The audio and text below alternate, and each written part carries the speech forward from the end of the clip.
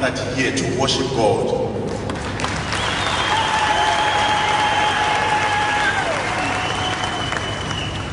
The Lord He brings to death, He brings to life, He brings one to the throne, He dethrones him, puts another one on the throne, He does His will.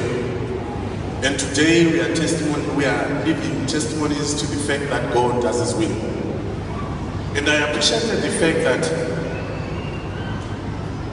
Reverend Utaonashe and the men that you are working with, God spoke to you and you feared Him so much that you had to put this together and bring our leader and say, in the presence of the Almighty, we will pray for him and to anoint him as the leaders of the